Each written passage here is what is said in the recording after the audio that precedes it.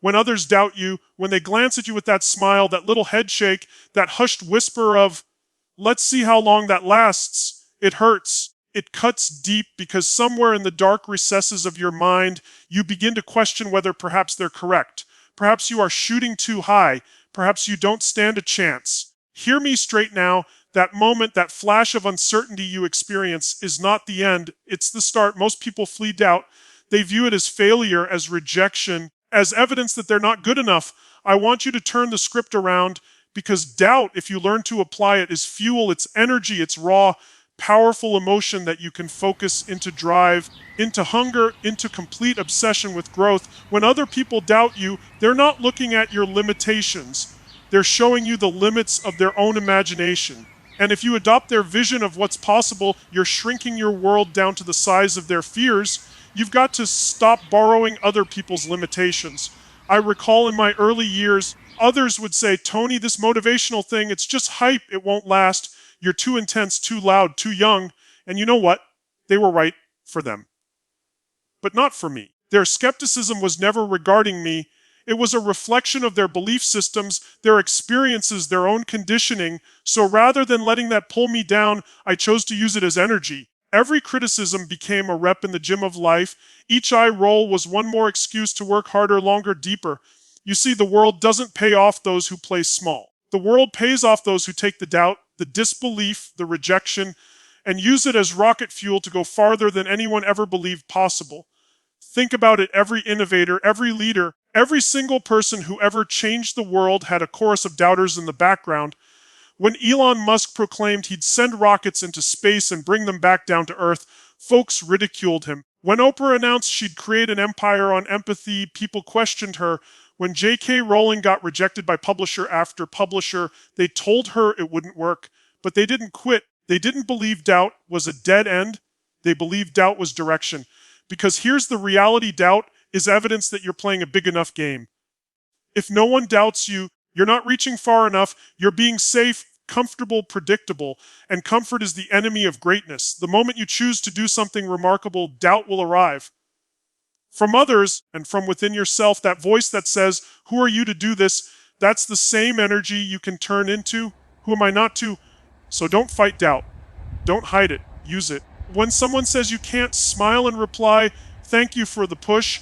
Let their skepticism be your affirmation that you're on to something good. You've got to condition your mind to recognize doubt as a message, a flashing red light saying, you're growing, you're changing, you're moving into new territory. And as soon as you begin to do so, everything shifts. You no longer fear people's opinions. You no longer require approval. You begin walking with a purpose that isn't predicated on validation. And the beauty of it, one day, those same people who questioned you will be the ones to approach you and ask how you managed it. That is the beauty of transformation. That's what happens when you quit letting doubt control you and begin letting it propel you. When others make fun of you, it usually feels personal, right? It feels like a gut punch. You pour your heart into something, a dream, a business, a goal, and someone comes along and says, that'll never happen, or who do you think you are? And it hurts deeply because you care. But I need to tell you something powerful. Criticism isn't there to demolish you. It's there to define you. See, criticism is feedback. It's the world telling you, how bad do you really want this? Every time someone gives you shade on your dream, you're being offered an opportunity, a test, to determine if your purpose is solid enough to stand alone. Because if a few words can break your faith, your purpose wasn't planted deep enough yet. When someone criticizes you or questions you, don't give in to anger. Give back with clarity. Ask yourself, why am I doing this? What's my real reason?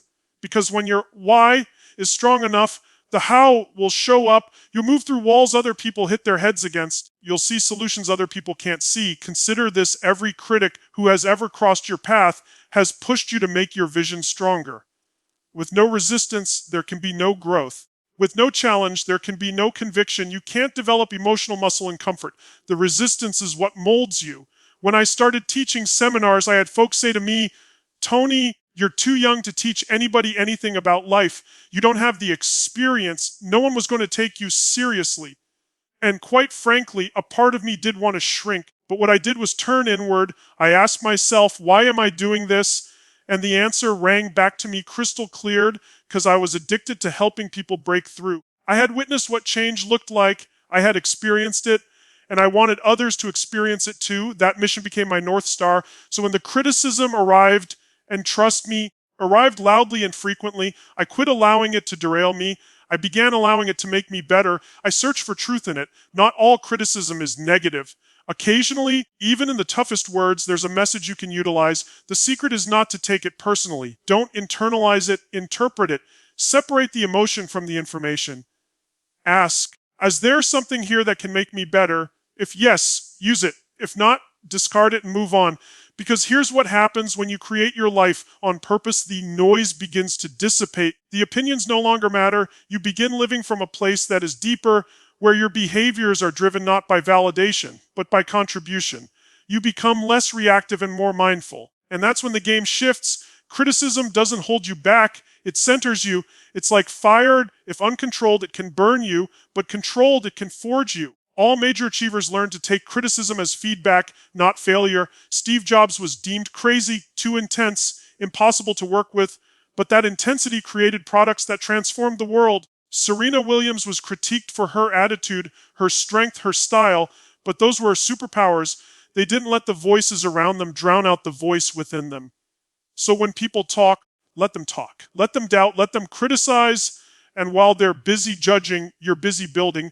You're refining your craft, strengthening your mission, deepening your sense of purpose.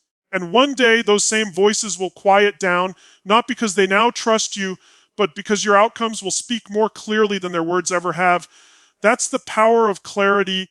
Once you have identified who you are and why you're here, no criticism exists in the world that can shake you again. There's something I like to call emotional alchemy, skill of grabbing the feelings that are intended to destroy you, fear, anger, frustration, disappointment, and turning them into strength, into fuel, into momentum. It's about grabbing the same energy intended to hold you back and using it to propel you forward. Because here's the thing, you can't always control what's around you. You can most definitely control what's within you. We all hit times when life gets tough, when things don't work out the way we wanted, when people let us down, when opportunities collapse. Perhaps you've been rejected more times than you can remember. Perhaps someone close to you said goodbye when you needed them most. And in those times, it's simple to allow pain to make you hard. It's simple to allow anger to turn into bitterness, to allow frustration to lead to defeat. But emotional alchemy instructs don't squander that suffering, convert it. All emotions are energetic. Anger, disappointment, they all have intensity. You don't kill energy, you redirect it. You utilize it. You direct it into something that benefits you rather than something that depletes you. That is what emotional mastery is. It's not being happy all the time. It's learning how to take whatever you're feeling and get it to work for you. When I was a kid, I had lots of anger within me. I grew up in a hard environment.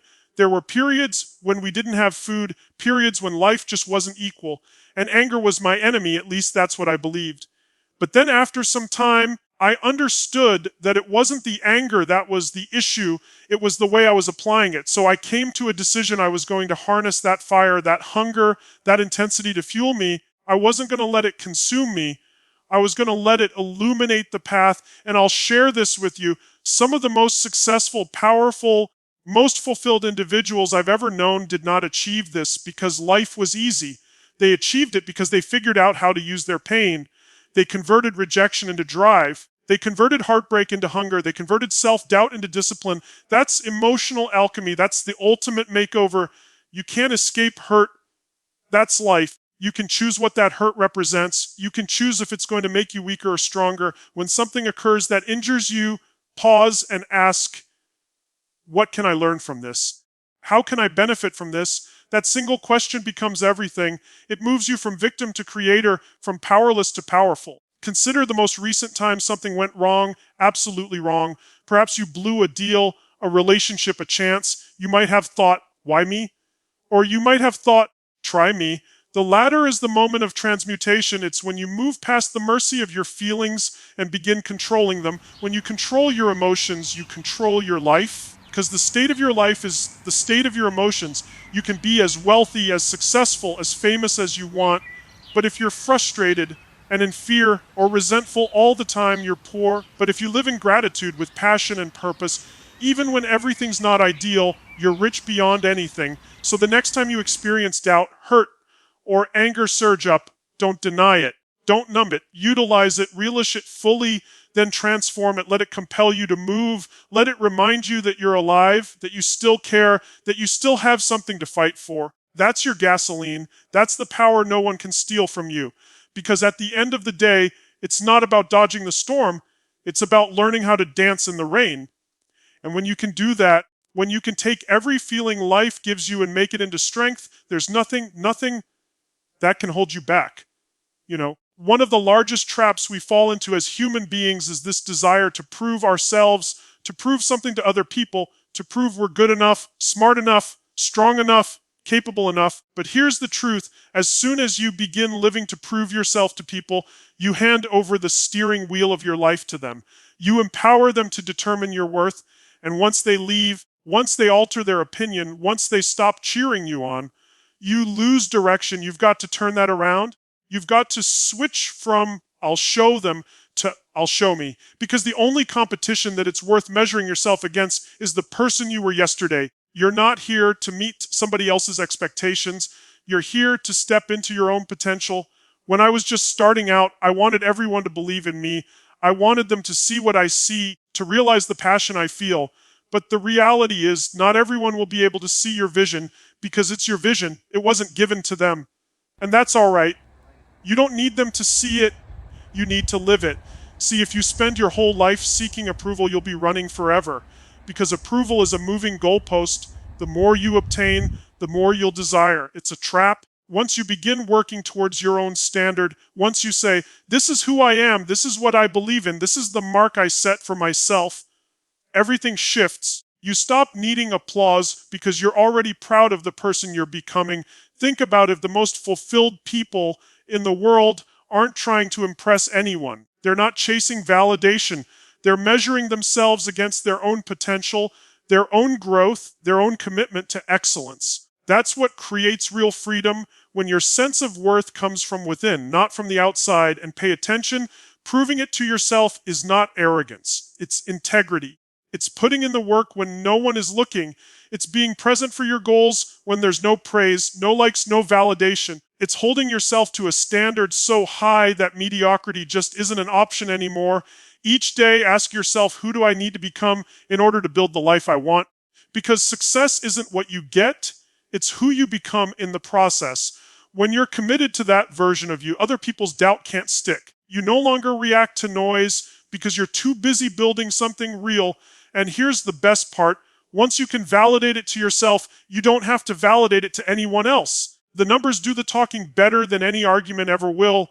People begin to notice the disparity in your energy, in your self-discipline, in your results. And then something wonderful occurs. The same individuals who previously doubted you begin seeking your counsel, not because you proved them incorrect, but because you proved yourself correct. Don't waste your energy trying to persuade those who don't want to believe in you. Put that energy into persuading yourself that you can, and then go and do it. Because the moment you begin piling on those little wins, the moment you begin making promises to yourself and following through, you create unbreakable confidence. You begin to think, I don't need anybody else's belief. I've got my own. At the end of the day, that's true power, not the power to wow people, but the power to become who you were born to be, the power to wake up each morning knowing that you're living life on your own terms, according to your values, your vision, your heart fully involved. Because when you no longer need to prove yourself to the world, you get to start creating your world, and that's when life becomes most alive. One of the greatest things I ever learned is that every no you receive in life is really a secret gift. It doesn't always happen when you do, though. When you give everything you have to something, when you invest your heart and soul and someone closes the door on you, it can be over. It can feel like the universe is saying no to you, rejecting you. But what if, rather than rejection, that no was redirection? What if it was life giving you a big fat no and saying, not here, not yet. Something better is coming. Most individuals hear no and quit. They allow it to define them. They begin thinking, perhaps I'm not sufficient. Perhaps I lack what it takes. But successful individuals, the ones who actually develop, the ones who leave a mark. They hear no and lean in. They don't interpret it as failure. They interpret it as feedback. It's data, it's direction, it's life giving them the feedback that they need to change, streamline, get better. Consider it. How many of the world's biggest breakthroughs came as a result of rejection? Walt Disney was fired from his very first newspaper job because his editor informed him he lacked imagination. Oprah was advised she wasn't suitable for television. Colonel Sanders was rejected more than 1,000 times before someone finally agreed to his fried chicken recipe. Imagine if any of them had stopped after the first no. We wouldn't have the stories, the innovation, the inspiration that came from their persistence. You see, no isn't the wall, it's the test. It's life testing you, asking you how badly do you want this. Anyone can be enthusiastic when all is going according to plan. But when doors shut, when plans dissolve, when people leave, that's when character is revealed. That's when you determine if your dream is an idea or a destiny. And I'll let you know something, sometimes the biggest no of your life is actually keeping you safe. How many times have you turned around and said, thank God that didn't go through? Perhaps that lost deal, that broken relationship, that job you didn't receive, it stung in the moment, but it drove you towards something greater, something more in sync with who you were destined to be. The no paved the way. The no opened up space for something bigger. So don't wish ill on the no. Bless it. Learn from it. Utilize it. Ask yourself, what can I learn from this? What is this showing me about myself? Because when you live your life in that manner, every rejection is a stepping stone, not a failure. When I first began, there were many no's. No, you're too young. No, that won't work. No, you'll never fill a stadium. But each no just made me one more reason to become stronger, smarter, more dedicated. I quit letting the word define me and began letting it refine me. Because here's the reality, the universe doesn't care about wishful thinking, it cares about persistence. Life doesn't present opportunity to the most skilled or the most talented. It rewards those who keep coming back even after hearing the no. And sooner or later, after all the no's, you're going to receive a yes. And that yes will taste sweeter, it'll feel deeper because you deserved it. You didn't give up when it got tough. You didn't lose hope. You made every rejection build resilience. And that's when you'll look back and know the no wasn't the end of the road. It was the very thing that gave the strength to walk the road at all. Next time life says no, don't hang your head. Smile, because that's not the universe shutting you down. That's the universe training you up, preparing you, positioning you. Every no is a secret gift if you're willing to open it. You know what keeps people stuck and others breaking through? It's not talent. It's not luck. It's the story they tell themselves. Each and every one of us is living within a story about who we are, what we can do, and what's possible for us. And the minute you shift that story, you shift your life. Because here's the truth, your story can either bind you or liberate you. It can be why you quit or why you begin. It can hold you back or it can propel you forward. The difference isn't in your situation, it's in your significance. It's in how you decide to interpret what happens to you. When things go awry, everybody says, why me? But the individuals who get up, the ones who seize doubt and convert it to fuel, they say, what is this attempting to educate me? And what way is this molding me to become something more? That's reframing. That's the psychological leap from being the victim of your narrative to being the writer of it. Consider this. How many times have you convinced yourself of a narrative that held you back? I'm not good enough. I'm not ready. It's too late. They're better than me. Those words become a prison. They confine your potential. But when you switch that story, when you tell yourself, maybe I'm not there yet, but I'm learning, I'm growing, I'm getting stronger every day, everything begins to shift. It's not about deceiving yourself or faking it like everything's fine. It's about owning the meaning you create around things that happen in life. Because meaning translates to emotion, and emotion translates to action. What you feel dictates what you do. Therefore, when you change the meaning, you change your energy. And when you change your energy, you change your outcome. Let me illustrate. 2 individuals get fired on the same day. One goes home and says, this is the worst thing that's ever occurred to me. I'm destroyed. The other one goes home and says, this is the shove I needed to finally open up my own business. Same event, totally different narrative, totally different existence. The event doesn't dictate you. The meaning you attribute to it does. When people doubt you, when life hits you, when plans fall apart, reframe it. Don't say, they don't believe in me. Say, they just gave me another reason to rise. Don't say, I failed. Say, I found another way that didn't work. Now I'm closer to the one that will. Your words are powerful. Your language creates your reality. Each time you find yourself saying something that diminishes you, stop and rephrase it. Ask yourself, is this the story of the person I wish to be? Because if it is not, then reframe it. You are not the things that happen to you. You are the narrative you create around them. I've worked with individuals who have endured unimaginable suffering, loss, trauma, heartbreak, and yet they were able to flip it into purpose. They took the suffering and made it their strength. They said, if I can endure that, I can endure anything. And that's a mindset that doesn't just alter your day, it alters your destiny. So when life gives you a hard one, when doubt is snuck in, when you want to quit, pause and reinterpret the story, ask, what else might this be about? Because perhaps the stumble isn't punishment, perhaps it's preparation. Perhaps it's not the end, perhaps it's the beginning of something greater. You have the power to make that decision in each moment. That's emotional freedom. That's mental mastery. Because once you know how to reframe your story, you stop reacting to life and begin creating it. And that's when the impossible begins to look inevitable. Will you have me proceed with point 7, Die? Surround yourself with believers the same way, maintaining an emotional ramp and continuity in the same tone as the rest of the speech, regardless of how powerful you are, regardless of how clear your mission is. If you live your life with people who don't believe in you, sooner or later that energy begins to drag you down. It's not that you're weak, it's because we all get affected by the environment around us.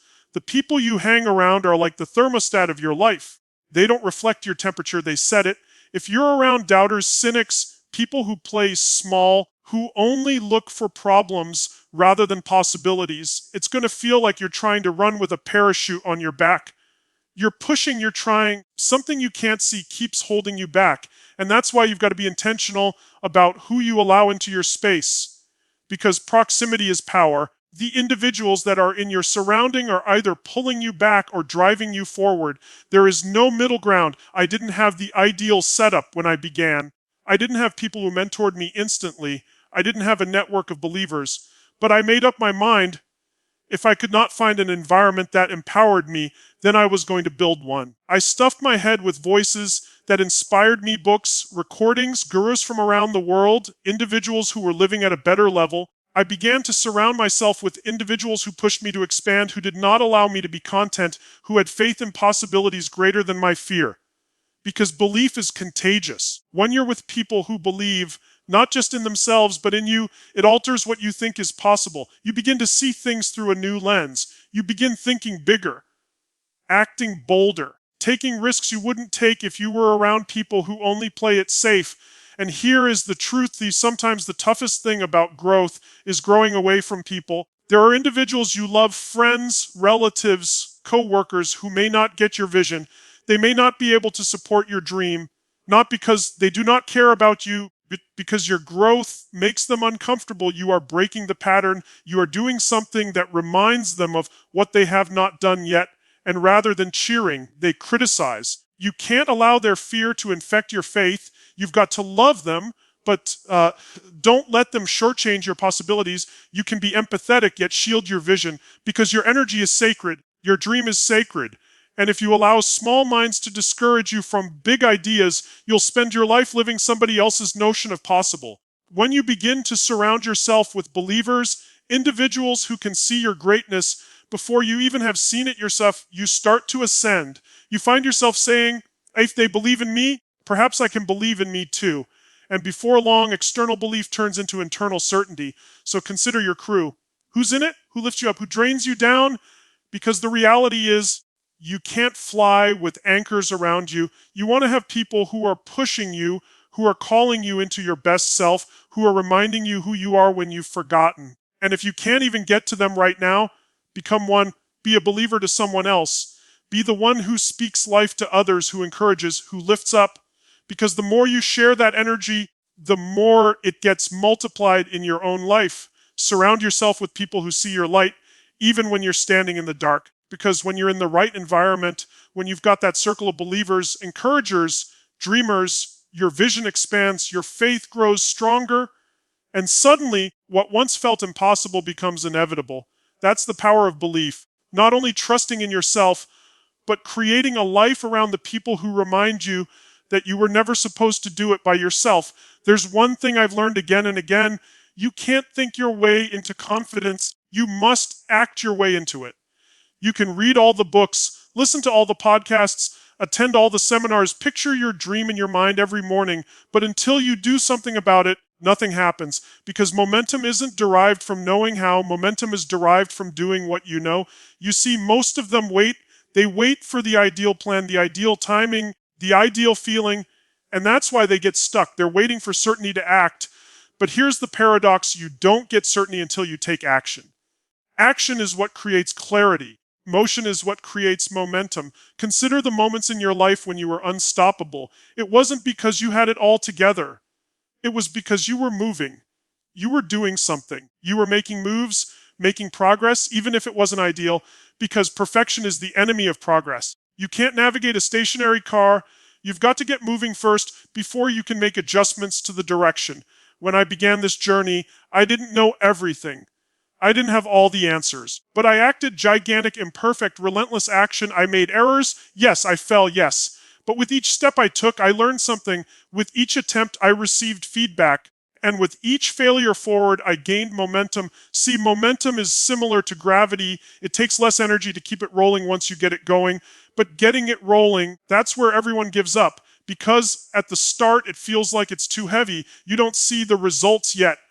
You're working hard and the world hasn't caught up to you. That's where you have to push harder than ever. That's where you've got to trust that the energy you're putting out will come back multiplied. You don't have to know the whole way. You just have to do the next step. And that one step shifts your state. It shifts your chemistry. It shifts your perception. Because the moment you move, your mind thinks I'm doing it, it's real, and suddenly fear begins to release, doubt begins to diminish, confidence starts to build. Action eliminates fear. You can't be scared and take complete out action simultaneously. They can't exist together. The mind that's concentrating on doing doesn't have time to spend worrying about doubting. That's why the quickest way to shut down the noise in your head is to get your body moving, to do something to gain momentum. And here's the reality. You don't have to take huge leaps immediately. Begin small, yet begin today. Do something today towards your vision. Send the email, place the call, write the plan, hit the gym, whatever. Just start, because small, steady action taken every day becomes unmovable power eventually. Individuals overestimate what they can accomplish in a day and underestimate what they can accomplish in 10 years. Your dream is not constructed in one huge leap. It's constructed in thousands of small steps with confidence, courage, and consistency. And once that momentum starts, something magical occurs. You feel unstoppable. You stop doubting. You stop seeking permission. You begin to trust your instincts, trust your energy, trust yourself. Because now you have proof. You have movement, you have momentum. So stop waiting for motivation to strike, because action creates motivation. Stop waiting for confidence, because action builds confidence. Life rewards movement. Life rewards momentum. Start now. Move forward. Keep going. Because once you've got momentum on your side, doubt doesn't stand a chance. You become something like a force of nature. And when you move that way, the world can do nothing but move along with you. There is a moment when you've talked enough, justified enough, and it's time for your results to do their talking. Because conversation is cheap. Everybody talks about what they're going to do. Everybody has ideas, dreams, goals. But very few have the discipline, the hunger, the consistency to follow through long enough for the world to see the results. When you stay committed to demonstrating yourself through action, not conversation, something within you changes. You transition from requiring validation to being validation. You no longer say, I'll show them. And instead you build quietly, you grind quietly, you work when nobody is looking, you push when nobody is applauding, and then one day your outcomes make the noise for you. Because here's the reality. You don't argue with results. You don't debate outcomes. You can't ignore what's irrefutable. When you deliver results, others cease to doubt and begin to notice. They might not always confess it, but they sense it. The very same individuals who had doubts regarding you will begin to turn towards you for solutions. And that has nothing to do with ego. It has to do with ownership. It has to do with claiming your power, the work, and allowing the proof of your effort to be your testimony. Because others can question your words, but they can't question your results. You've probably noticed that the loudest people in the room are rarely the most effective. The ones who truly make an impact don't need to shout about it. Their results speak volumes. They've learned that success whispers. It doesn't need to scream. It simply exists. It shows up. When I was establishing my career, I discovered early on that attempting to persuade others was an exercise in futility. I didn't have to debate skeptics or demonstrate my value to critics. I just had to perform, serve at the highest levels, to provide genuine value, to produce results. And with time, those outcomes became undeniably conspicuous. You can speak of potential all day long. Potential is worthless without performance. You can have great dreams, but dreams are only worth something when you support them with execution. The world doesn't compensate for what you're going to do. It compensates for what you do. So stop telling people about your vision who can't see it yet. Don't spend time justifying your dream to those who never had the courage to pursue their own. Just go build it. Go create. Go make something tangible. Let your success be your testimony. Let your consistency be your authenticity, because results are the best truth tellers. They show you what you've been doing when nobody was looking. They indicate your discipline, your concentration, your determination. And if your results speak, you don't need to. You can simply smile and continue. And listen, this is not about disproving others. It's about disproving yourself wrong. When you remain consistent, when you deliver actual results, you establish trust not only with others, but with yourself. You begin to have faith. I can count on me. And that faith becomes your foundation for everything else. So if others doubt you, okay, if others criticize you, okay, don't bother wasting your breath persuading them, that time creating results. Because nothing, no rumor, no opinion, no doubt can argue with what's real. At the end of the day, humans respect outcomes. They imitate those who do, not those who speak. So make it your job to be unmistakable. Present so regularly, perform so convincingly, develop so obviously that your show is your evidence. You won't ever have to say a word. Your results will do the talking, and they'll speak louder than any doubt ever could. Here's what I want you to remember as we wrap this up. Doubt is not your enemy. It's a compliment in disguise. When you're doubted, when you're asked to question your dream, when you're told it can't be done, what they're actually saying is, you're doing something I can't envision myself doing. Their skepticism is not about you. It's about the edges of their own imagination. And the second you realize that, doubt ceases to be a hurdle and begins to be proof that you're doing something remarkable. Consider it. No one questions what's normal. No one complains about what's common. Doubt only appears when you go beyond the box, when you begin to bend what can be done, when you do something that rocks people's comfort zones. So rather than letting it kill you, let it confirm you. Let it remind you that you're heading in the right direction. Each outstanding innovator, each leader, each pioneer was questioned at some stage. When people told the Wright brothers that humans weren't meant to fly, they didn't argue, they built wings. When people told Edison to give up after thousands of failed attempts, he didn't quit. He kept experimenting until light came to the world. When people said Oprah wouldn't last on TV, she didn't believe them. She built an empire from authenticity and empathy. When you hear someone say, you can't, don't get defensive, smile and say to yourself, thank you for letting me know I'm doing something unusual. Let their doubt serve as your proof that you're in a league they cannot yet see. This is the truth. Doubt is not a wall, it's a mirror. It shows you how committed you actually are, because if you let their doubt hold you back, then you were half committed anyway. But if you allow it to cause you to dig deeper, to work harder, to hone your skills, then that doubt becomes your training ground for greatness. You don't need all of them to believe you. You only need to believe in yourself sufficiently enough to keep pushing forward when no one else will, because ultimately the outcome will be its own validation. Ultimately, the world finally catches up with what you already knew, that you were never crazy, you were just ahead of your time. And I will say this to you, those doubters out there who are doubting you right now might never apologize to you, but that's okay, because you won't require their validation. You'll have something more, peace that comes from the knowledge that you never allowed anyone else's ceiling to become your limit. So the next time someone questions you, take it personally, take it as a sign you're growing, take it as evidence that you're reaching beyond the ordinary. That's the time you smile, stand up straight, and tell yourself, good. Let them doubt, because I'm going to show them what belief looks like in action. And when you do, when you take that doubt, that disbelief, that energy, and you convert it into momentum, into purpose, into action, something remarkable happens. You're no longer the one looking for validation, but you are the one inspiring it. You become living proof that the human spirit, when committed, cannot be defeated. So friends, make their doubt work for you. Let it cut you, motivate you, make you stronger. Let it remind you that you're on a mission greater than approval, greater than fear, greater than circumstance. Because in the end, the change makers aren't the ones who never doubted. They're the ones who doubted, came out on top of it, and used it as fuel to get higher. Go out there, get a hit with some of those no's, listen to the doubt, but then move anyway, because someday when the outcome is unquestionable and your light is glaringly bright, those same people who doubted you will be saying, I always knew you could do it, and you'll just smile because you'll know the truth. They didn't believe in you at the time. Their unbelief served to make you believe more in yourself, and that was the true present all along.